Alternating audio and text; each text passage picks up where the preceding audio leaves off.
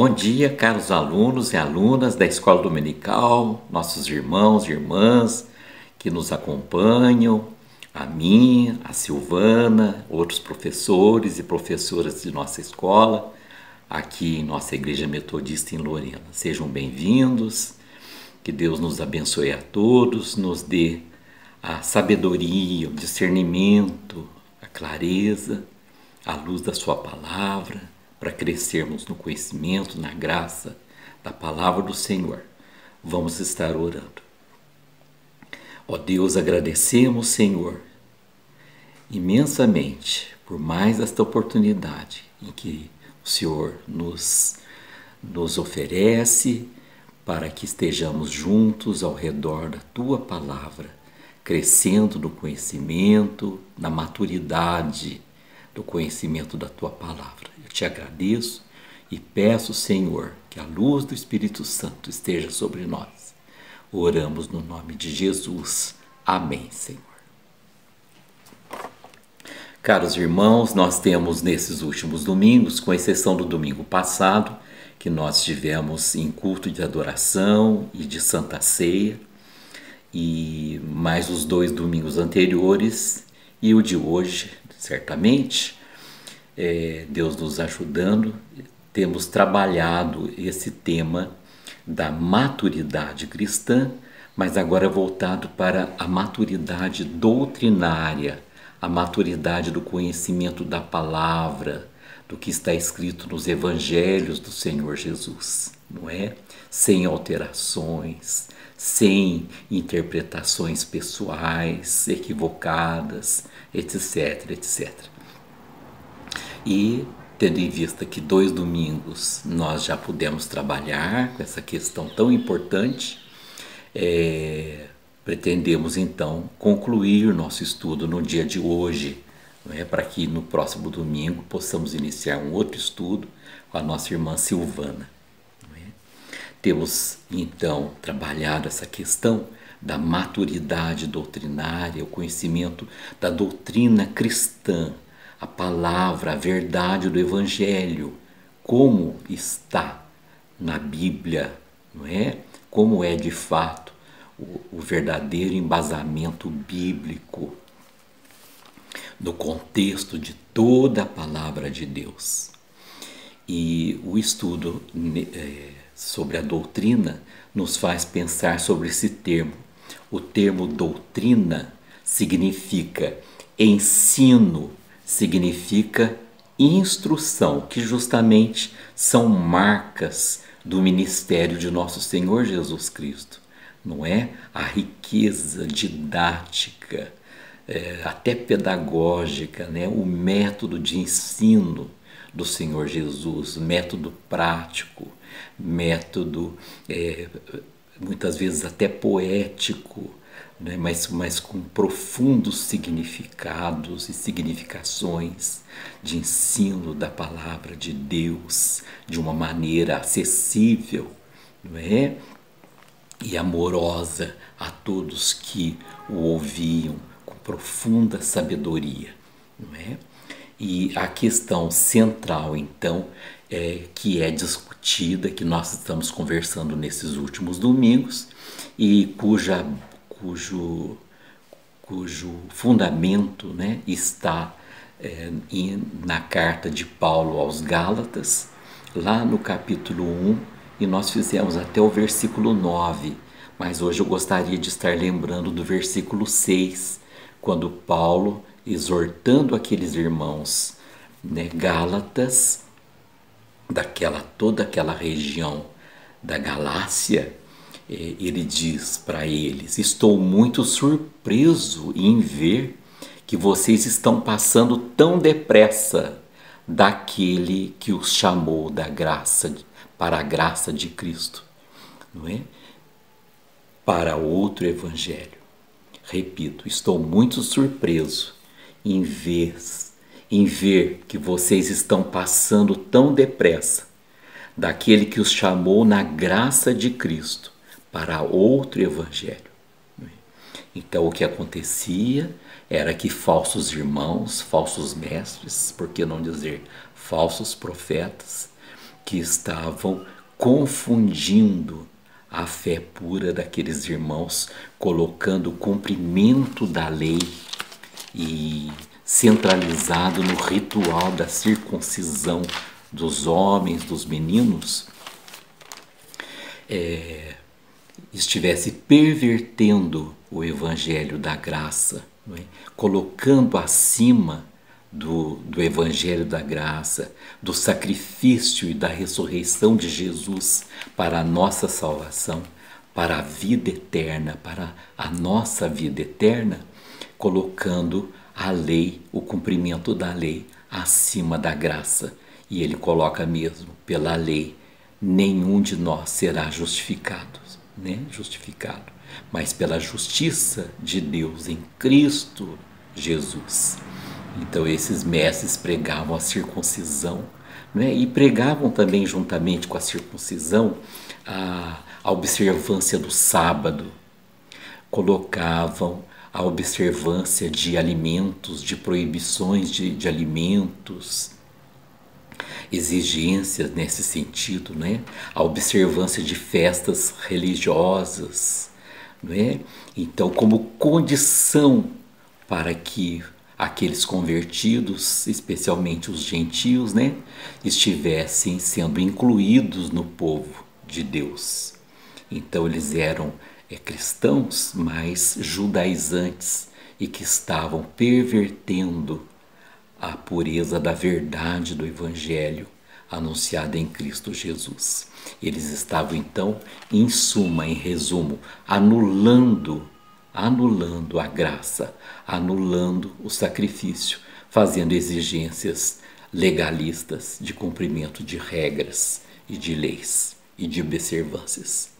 E é Jesus, a mensagem central do Evangelho, é que é Jesus quem nos filia a Deus, não é? Como diz João, deu a todos que creram, que o receberam, se tornarem ou serem feitos filhos de Deus, como nós já pudemos comentar nas outras vezes, nos outros encontros, não é?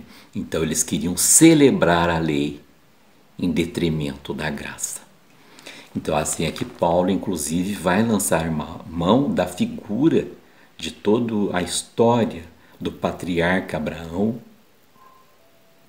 que os judeus consideravam e consideram como seu pai, né? E aí Paulo, inclusive, coloca, porque a própria palavra diz que Abraão creu, não é? E isso lhe foi imputado para a justiça. Então Paulo diz que os filhos de Abraão são aqueles que creram, não é? Eles não são filhos da lei, mas são filhos da fé, não é? O justo viverá pela fé. Então, meus irmãos, é preciso que nós cresçamos no conhecimento da doutrina cristã e de toda a palavra de Deus, a fim de que nós não caiamos em enganos, não é? Em enganos com qualquer vento de doutrina, como nós também já comentamos nas lições anteriores. Vejamos alguns princípios que são fundamentais para o nosso crescimento na doutrina, nosso conhecimento, para o crescimento do nosso conhecimento da palavra de Deus. Primeiramente, meus irmãos, nós precisamos diferenciar, separar costumes de doutrina. O que são costumes e o que são doutrinas? Costumes, muitas vezes, confundidos com doutrina. Não é? Costumes são práticas, são detalhes estéticos, maneira de vestir, gostos pessoais, gostos musicais, não é? Gostos alimentares, formas de culto, tipos de músicas, formas de cantar, não é? Reações no trabalho do culto, levantar de mãos, enfim, formas litúrgicas do modo geral, né? São costumes, são maneiras que que existem são práticas, não é? Como diz, de costumes. Agora, mas que não constitui a essência da sã doutrina. E é essa sã doutrina que vai contribuir para o nosso discernimento, para a gente separar, saber separar o que são costumes, maneiras de se comportar, de ser, não é? Maneiras culturais, etc., do que é realmente a mensagem pura de salvação do Evangelho. Vamos continuar, né, meus irmãos? Vejam, esse termo doutrina, né? Doutrina, sã doutrina, não é? É a pura essência, a verdade, não é? A santidade diante de Deus, não é? E a verdade da graça, da salvação pela fé. Essa verdade, ela consiste então numa base, no ensinamento da verdade, numa base bíblica, na sua verdade essencial, abrangente, total, não é? Mais uma vez digo, essencial, que se torna então para nós regra de fé e prática. O segundo ponto que nós precisamos observar para o nosso crescimento doutrinário é julgar o que se ouve, julgar, analisar, avaliar aquilo que está sendo dito, aquilo que está sendo falado. É nossa tarefa julgar o que nós ouvimos, analisar, pois nem tudo que se fala em nome de Deus e em nome da Bíblia o é de fato. Paulo, aos Tessalonicenses 5:21, ele diz assim: examinem todas as coisas e retenham o que é bom. Examinem todas as coisas e retenham o que é bom. Tratam-se, meus irmãos, de nós estarmos examinando e separando ensinos deturpados, sutis, com verdades, meias verdades inclusas, não é? Naquilo que está sendo falado, não é? Ou mentiras disfarçadas, e também costumes que são nocivos à fé. Diante disso, né, nossos irmãos, nós podemos observar lá no livro de Atos, no capítulo 17, versículo 11, um testemunho a respeito dos nossos irmãos da igreja de Bereia. Já ouviram falar dessa igreja? Então, está lá em Atos 17, 11. Diz assim: ora, estes de Bereia eram mais nobres do que os de Tessalônica, pois eles receberam a palavra com toda a avidez, examinando as Escrituras todos os dias, para ver se as coisas eram de fato assim. Então, tudo que nós ouvimos, seja na palavra falada, seja na palavra cantada, nós temos que observar e buscar discernimento à luz do Espírito Santo na palavra de Deus. O crente precisa ter a Bíblia constantemente ao seu alcance. Mais um item que eu gostaria de colocar como necessário nesse crescimento, nesse cuidado para crescermos na maturidade doutrinária cristã, é que devemos conhecer bem a doutrina da nossa igreja. Sabemos que muitos são os ramos de denominações cristãs, mas nós precisamos, muitas vezes nós conhecemos mais a fundo as bases bíblicas dos nossos irmãos de outras denominações e não conhecemos o suficiente da igreja na qual nós congregamos, não é? Então nós precisamos conhecer a nossa igreja metodista, o seu nascimento, o que motivou o avivamento metodista lá na Inglaterra do século XVIII, como que chegou aos Estados Unidos, a toda a Europa, como que veio parar aqui na América do Sul e finalmente no Brasil. Como e por que nós estamos lá congregando? A grande maioria já professa, batizada, não é? Nós conhecemos a doutrina, as bases bíblicas da doutrina metodista. Nós reconhecemos a nossa igreja como, de fato, uma portadora da doutrina cristã, da verdade bíblica. Do contrário, meus irmãos, nós vamos ter muitas dificuldades, se é que já não estamos tendo, porque muitas são as informações que nos chegam pela internet, pela televisão, pelo rádio, não é? Das diferentes maneiras, pela literatura, pelos livros escritos, pelas publicações, e nós vamos ter dificuldades e vamos ficar numa situação muitas vezes desconfortável diante de ataques que possivelmente vão acontecer e acontecem, não é? E aí nós, inclusive, se não estivermos bem enraizados, nós vamos inclusive ficar divididos e causar divisões no nosso meio. E ao invés de sermos motivo de bênção, vamos ser motivo de divisão no corpo de Cristo, no corpo da igreja. Finalmente, meus irmãos, dizemos que conhecer é necessário também a vida, as pessoas. Quem são aqueles que apresentam, que estão pregando para nós, que estão falando para nós, que estão escrevendo para nós, que estão cantando para nós em nome de Deus? Quem são aqueles que estão chegando, dizendo que vieram em nome do Senhor?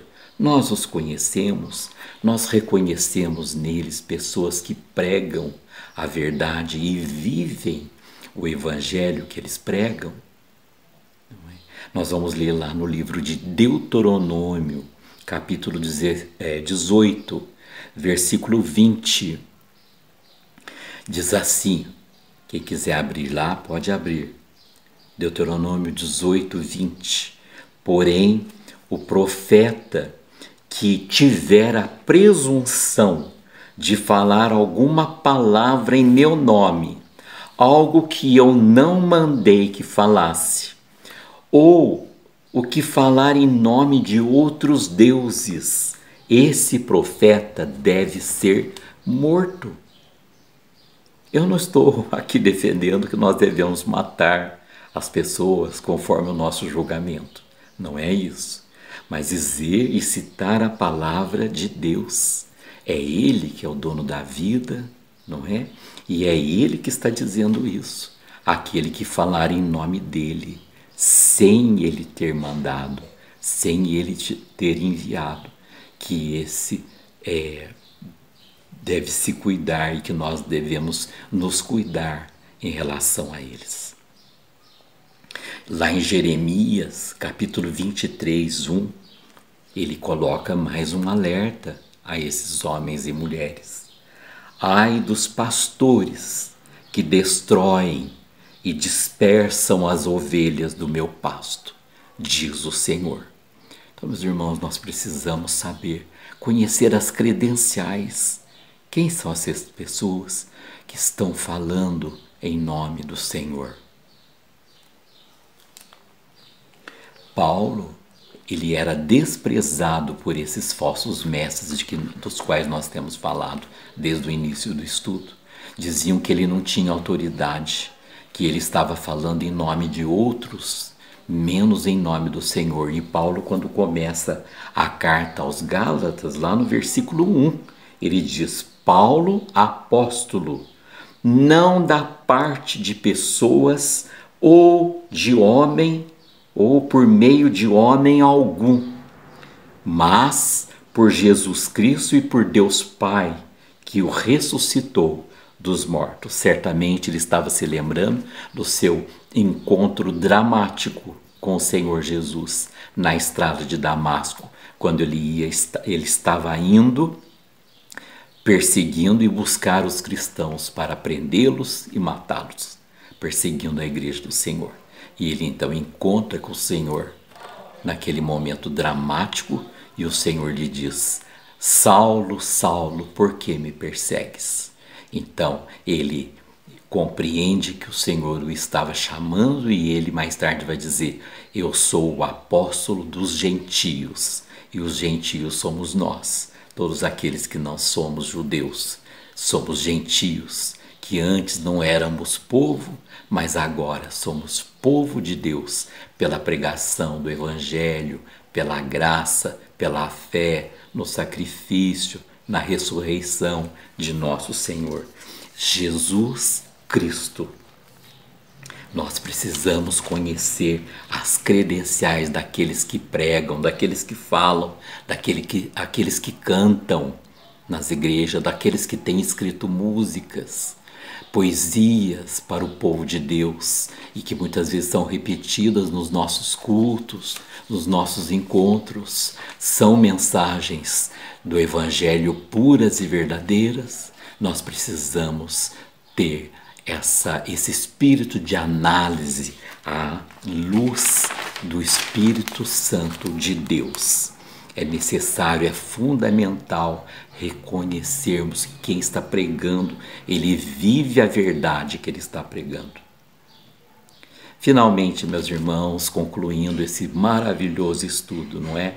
A maturidade doutrinária vem juntamente com o nosso desejo de aprender mais sobre a fé, termos fome e sede da palavra de Deus. Vem também com a nossa convivência com pessoas, com líderes maduros, pessoas equilibradas, vividas na fé, no Evangelho, não é?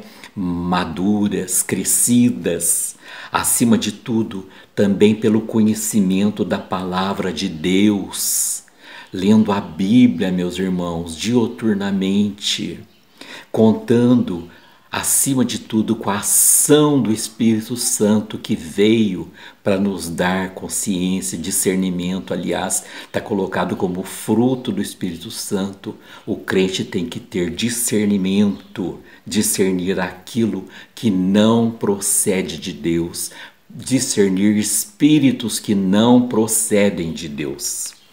Concluo: quando nos deparamos com ensinos que confrontam nossas crenças e a palavra de Deus e não conduzem ou não condizem com a mensagem de Jesus, é preciso, é urgente ter conhecimento de Deus e ter maturidade para não se deixar levar por eles e nem permitir a sua disseminação no meio da igreja. Não é responsabilidade só do pastor, não é responsabilidade só dos professores da escola, mas é responsabilidade do crente em Cristo, do cristão, que é membro do corpo de Cristo, discernir espíritos que não procedem do Senhor, do trono de Deus, e repreendê-los e não permitir que eles sejam disseminados, esses ensinos, no meio do povo de Deus, causando divisões, perturbação, deturpação. Temos que zelar pela verdade do Evangelho. Encerro deixando duas questões. Quais os meios que a nossa igreja local, aqui em Lorena, nos oferece para que nós cresçamos no aprendizado, aprendamos mais sobre a doutrina cristã? Nós temos participado deles? Nós reconhecemos que existem outros que estão faltando?